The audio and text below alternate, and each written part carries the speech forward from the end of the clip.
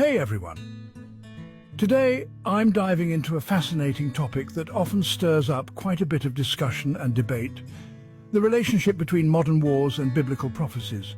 Specifically, I'm looking at Matthew 24:6 and debunking the myth that today's global conflicts are foretold in these ancient texts.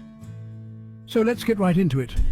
First off, let's consider the context of Matthew 24:6. The verse states, "You will hear of wars and rumors of wars, but see to it that you are not alarmed.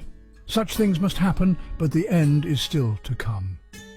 This is part of what's known as the Olivet Discourse, where Jesus speaks to his disciples about the future. Now, it's crucial to understand the audience and the time.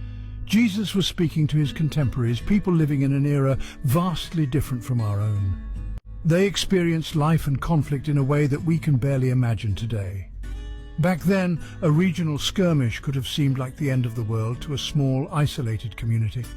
Fast forward to today, and it's clear our world has evolved dramatically. We're now more connected than ever. Information and misinformation about conflicts can spread globally in seconds thanks to the internet and social media. This means we are, on average, much more aware of global conflicts than people were back in the first century. However, this doesn't necessarily mean that we're living in the end times as prophesied. Another point to consider is the historical context of biblical prophecies.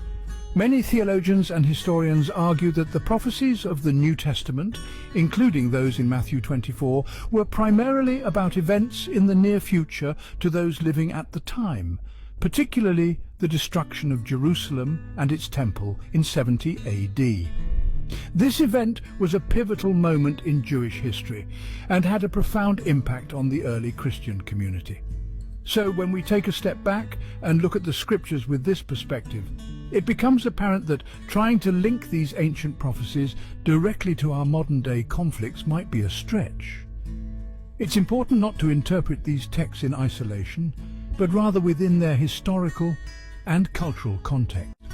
In conclusion, while it's tempting to look at the troubling events in our world today and see them as signs of biblical prophecy, it's essential to approach these texts with a critical eye. Remember, understanding the Bible, or any historical text for that matter, requires a deep dive into the times and circumstances in which it was written.